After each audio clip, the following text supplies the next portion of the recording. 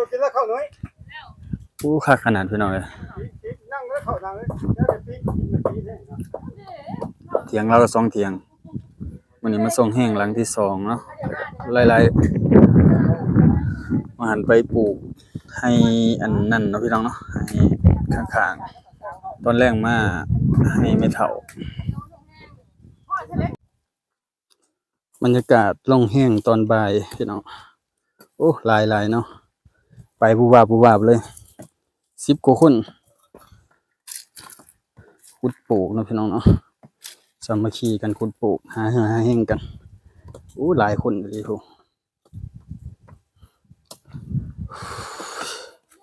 ขุดเป็นหลุมนั่นนี่พี่น้องเอ้ยขุดหลุมปลูกทั้งคนก็เป็นสวนยางเขาเจ้าลุงมื้อนี้มาส่งแห้งเนาะพี่น้องเนาะส่งแห้ง2 คน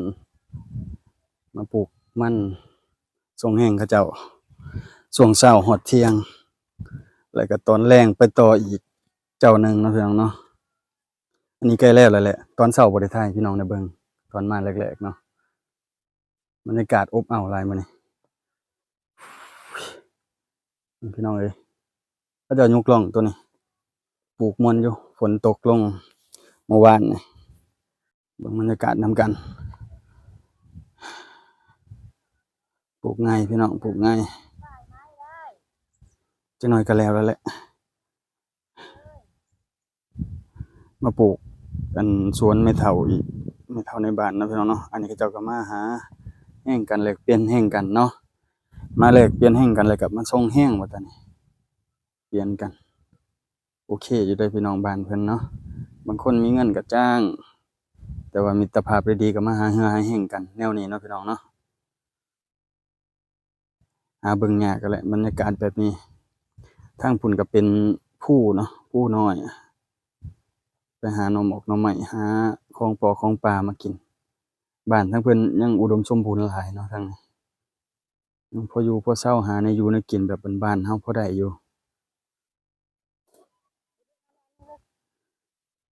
หลายๆคนก็สิเริ่มปลูกกันแล้วพี่น้องเอ้ยฝนมันตก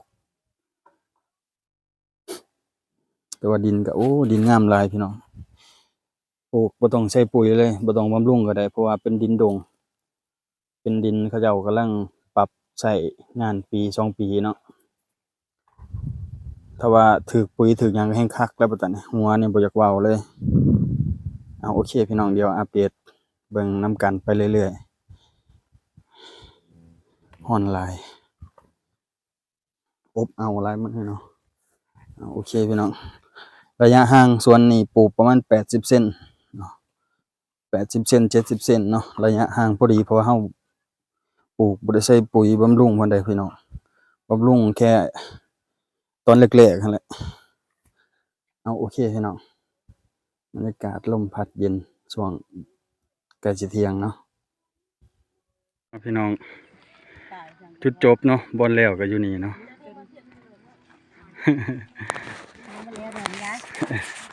แล้วพี่น้องมื้อนี้ประมาณไร่น้อยๆเนาะปลูกประมาณ 6-7 คนนะบ่ฮู้ว่าบัดตอนนี้ผู้บัญชาการเพิ่นสิออกคำสั่งอีหยังเนาะ 9 โมง 10 โมงยังครับว่าเขาเจ้าที่เขาเจ้าก็หลายอยู่พี่น้องพอดีดินงามหลาย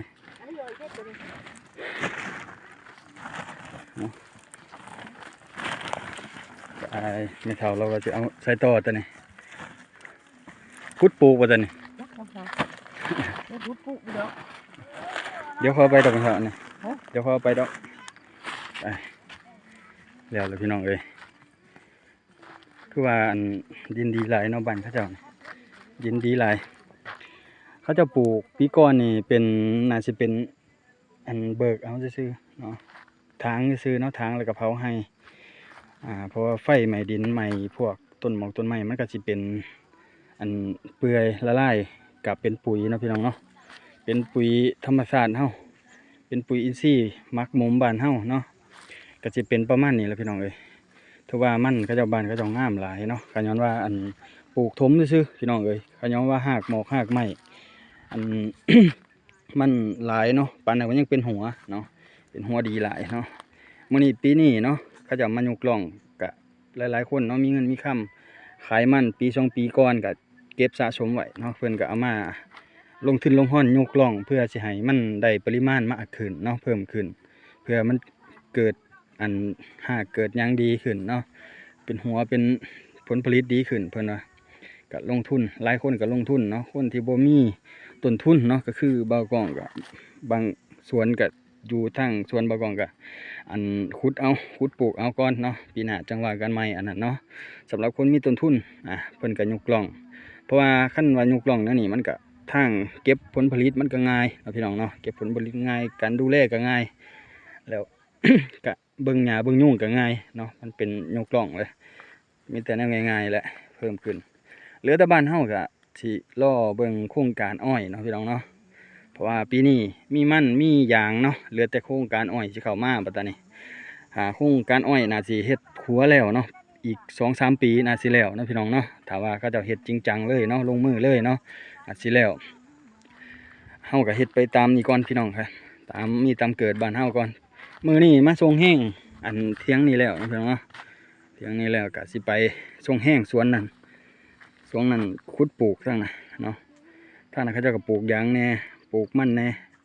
ผสมประสานกันนะพี่น้องเนาะแต่ทางนั้นก็หลายตอนนี้10 โมงเนาะตอนนี้เวลา10 โมงเดี๋ยวบ่ฮู้ว่าเพิ่นสิเฮ็ดจังต่อเนาะเพิ่นสิปลูกหยังต่อเฮาก็จังว่ากันบัดนี้เพราะว่ามื้อนี้ก็มาส่งแห้งเพิ่นเพราะว่าเพิ่นไปซอยเฮาแห้งนึงแต่เฮาก็มาส่ง2 คนนั่นแหละแต่ว่าส่งฮอดเที่ยงครับพี่น้องครับ2 แห้งเฮาก็บวกซ้ำมื้อนึงเนาะ2 คน3บวกมื้อนึงแล้วก็ไปส่งแห้งตัวนั้นก็จบบัดนี้มื้อนี้เนาะแล้วก็ปลูกของเจ้าของแล้วก็สิไปบ้านบ่ากองบัดนี้บ้านบ่ากองก็ประมาณบ่ค่อยหลายไร่ดอกเกือบประมาณ10 ไร่นี่แหละปลูกก็บ่เกิน3 มื้อ4 มื้อดอกเตรียมพวกลำมันดีๆงามๆเนาะพี่น้องเนาะเพราะว่าบ้านบ่ากองบ้านชะนวยก็ปลูกเบิดอันทางน่ะบ่ากองก็เฮ็ดให้แม่บ่ากองพอได้เฮ็ดได้มีเวียกมีงานเฮ็ดคือเขาเนาะมีรายได้คือเขาเป็นหลายปีกายนี่เราบ่ได้บันไดเราก็สิแม่บ่ากองก็ดุดเฮ็ดเฮ็ดหน้านํเพราะมีข้าวกินคือเขาเพราะว่าแต่ละปีซื้อเขากินขายมันแล้วก็ซื้อเขากินเอาพี่น้องเป้ฮ้อนหลายนี่แหละพี่น้องวิถีชีวิตเฮายังได้บ่เฒ่าบ่ตอนนี้ สุดมันติดอันนี้ก็ได้ ถ่ายลง YouTube เด้ขุดปลูกบ่ตอนนี้ปลูกทางใดมันนี่บ่ ปลายมันจะเอาได้ได้ตัวน้อยได้ ว่าป่า เอานี่พี่น้อง มาเก็บ นี่ก็แซ่ยาเรื่องราก เจ้าตัดเป็นอย่างเจ้าบ่เอา ตัดไปเพื่อนเยอะนี่แหละปลูกก็ได้ เบิ่งพี่น้องว่าเป็นเฮ็ดหยังกินตั้ง10 โมงตอนนี้เนาะเดี๋ยวจังเบิ่งกันตอนขุดปลูกก็ตอนนี้เอามาพี่น้องได้เวลากินข้าวง่ายแล้วเพิ่นว่า ไปล้างดีๆมือตรงอ่ะล้างเลย มีตำบักหุ่งบ่ ด ตำบักหุ่งแล้วก็แกงนกวะ ำอ้อมนกอ้อมนกเกณฑ์ฟ้าเบิดหนาดิ มากินนํกันพี่น้องเอ้ย ไอ้ป่าตัวได้ไอ้กันชีพนี่ก็เลยได้อ้อมนกกินวายป่าตัว เนี่ยอยู่ในกินแต่แซ่บหลายพี่น้องเอ้ยเอาเดี๋ยวมากินข้าวกินน้ำนำกันก่อนเอาพี่น้องบัดตอนนี้มาส่งแห้งงานที่2เนาะตอนแรงส่งงานพ่อเฒ่าเราไปคนละมันมาตัดให้เด็กน้อยปลูกคนละ2ฮะมันเห็นหัวนุ่มบ่ได้เหรอเห็นหัวนุ่มบ่ได้ ตัวกินแล้วเข้าน้อย คักขนาดพี่น้องเอ้ย นั่งแล้วเข้านั่งเลยแล้วเดี๋ยวปีกินปีได้ เถียงเราก็2เถียงวันนี้มาส่งแห้งหลังที่2เนาะหลายๆมาหันไปปลูกให้อันนั่นเนาะพี่น้องเนาะให้ข้างๆตอนแรกมาให้ไม่เฒ่าแล้วมี2เถียงคักเย็นดีขนาดบรรยากาศดีกว้างขวางดีของเราเนาะทางพุ่นเราปลูกมันปลูกยางคักจ้ะพี่น้องบรรยากาศดีหลาย ให้นี่คนหลายเนาะมาให้นี่คนหลายขนาดเลยบรรยากาศดีขุดปลูกเนาะพี่น้องเนาะที่ทางไงกว้างขวางบรรยากาศก็ดี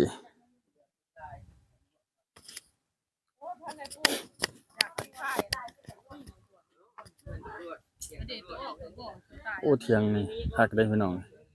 เป็นเอาไม้มะม่วงกันมะม่วงหลังคาขนาดเลยเอาเดี๋ยวโอเคพี่น้องเดี๋ยวเวลาไปปลูกเดี๋ยวเบิ่งบรรยากาศนำกันเนาะบรรยากาศล่องแห้งตอนบ่ายพี่น้องโอ้หลายเนาะ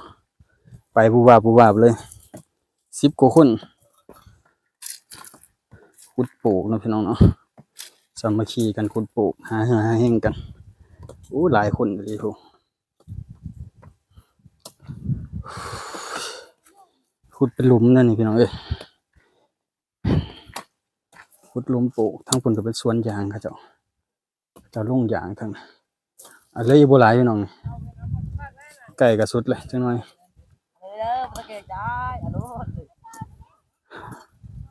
หลายคนอยู่ใครในอากาศร่มจังหน่อยพี่น้องเพราะมีแห้งอยู่บ่อบบ่เอาปานใด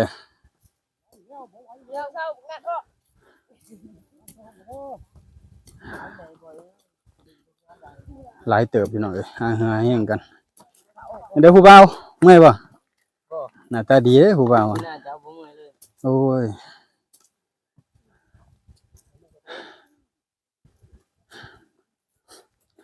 ม่วนพี่น้องเอ้ยมาเฮ็ดหลายๆคนอันนี้ก็เป็นตะม่วนอยู่คนละไม้คนละมือคนละจกคนละจอบ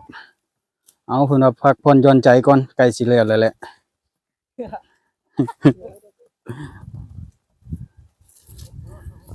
จังหน่อยบ่มุมลงหน้าได้จังหน่อยนี่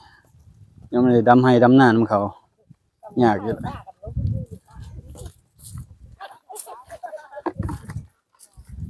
ล้มไม่ดังเลย จะไม้อายนี่นะ เป็นได้ล่ะเมื่อยบ่ตรงมาเว้าเด้อเงียบๆให้คนอื่นเว้าโอ้หลายคนเลยพี่น้องมาหาแห้งกันเมื่อยหลายเพิ่นว่าบรรยากาศอบอ้าวโดนเทื่อเอาลมมาก็ได้ทั้งผู้แดดร้อนขนาดเลยเอานั่งพักผ่อนซะก่อนจนว่าเฮาสิเป็นลมบ้าหมูเด้ลมบ้าหมูอบอ้าวหลายเอาใกล้แล้วเลยพี่น้องเอ้ยโอ้หลายคนนะหลายคนอยู่นี่แหละบรรยากาศหาแห้งกันมาปลูกร่วมๆกันพี่น้องเอ้ยคนกันหลายอยู่เขาเจ้าจ้างแน่หาแห้งกันแน่เนาะมาเอาแห้งแลกแปลงแห้งเบากองกับน้องกับเมียมาส่งแห้งพอลูกเคยเราไปส่งไปหาแห้งเฮาเนาะบรรยากาศสนทนาของวัยรุ่นหนุ่มรอบันกาแฟหน้าคนรอจะว้าวนะจะยาวว่าสุฟังนะจัก2 นาทีมันยาวสำาใดเดี๋ยวนี้ ยิงมึงแข่งกันเนาะ พอดีแล้วมันบ่ได้เย็นฮ้อนหลาย ใหญ่ใหญ่มากเลย ฮ้อนหลายพี่น้องเอ้ยเด็กน้อยเด็กดากจะยิ้มว่านะยิ้ม จะชิมหัวเราบ่เอาน้องแดงอยู่ เส้นตื่นเลยเนาะ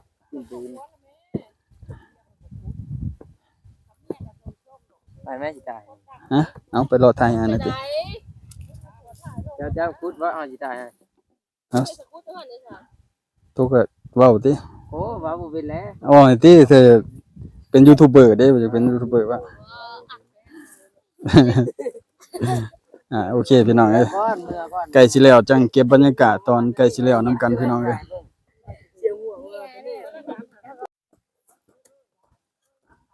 เอาพี่น้องใกล้แล้วแหละเนาะใกล้สิปิดท้ายแล้วแหละเหลืออีกบ่หลายให้เด็กน้อยขุดเนาะ ใกล้แล้วเลยพี่น้องเอ้ยมาหาแห้งทรงแห้งเพิ่นมื้อนี้ก็สิแล้วแหละลำมันเขาเจ้างามหลายแต่ลำใหญ่ๆโตๆตาทีขนาดเลยของพ่อเฒ่าดอกเราบ่มาเอาอยู่เนาะเหลือแต่ปลูกซับกลางมันนะพี่น้องเอ้ยซับกลางมันกลางยางเนาะกลางมันว่าใกล้สิแล้วเลยเหลืออีกคลอง2คลองกันแล้วเลยเด็กหน่อยเหงื่อแห้งดีนี่ก็เจ้าขุดไปรุ่นบ้านนั้นอู้ดุขยันเนาะบ่เคยขี้ข้านใส่ก็ง่ายขยันใส่ปุ๊บไปปั๊บโลดนะเบิ่งตี้น้อยๆนี่มาเฮ็ดเวียกช่วยมาหาเงินนะพี่น้องขยันหลายสำคัญกลางคืนก็บ่ได้อยู่ได้เช้าไปหาแย่งเขียดไต่แม่งกินน่ายบ้านเขาเจ้าฮะเด็กน้อยขยันแฮงเขาเฮียนอยู่ป .4 ป .5 เก่งๆเด้อพี่น้องเอามื้อนี้ก็สิประมาณนี้เด้อพี่น้องเด้อการมาส่งเหือส่งแห้งมาหาแห้งหาเงิน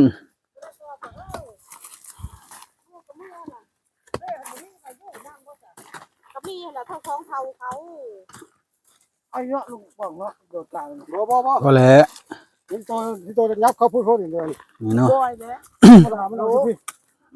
มันที่กันยากกับตัวนี้ทำนี่เลยมันคือแม่ตัวต้นอย่างซึ่งว่าเฮาเฮ็ดนี่เนาะเครื่องยนต์มันก็เข้ามา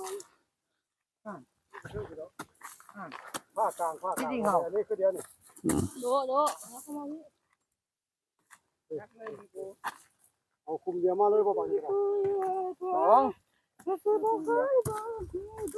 เอาโอเคพี่น้องแล้วนี่เอากระทายหลายเลยทายหลายแล้ว ทั้งมาใส่กูนี่มัน แล้วไปง่าย สิหายติเอาไกลแล้วเลยก็เฒ่าแล้วบ่ว่าดอกเอาแล้ว เราบ่ให้ดอกเอาใจดีขึ้นหน้าตา ลูกเคยเฮ็ดเต็มที่แล้ววะทำนี่แล้ววะเอาโอเคพี่น้องงั้นน่าจังว่ากันใหม่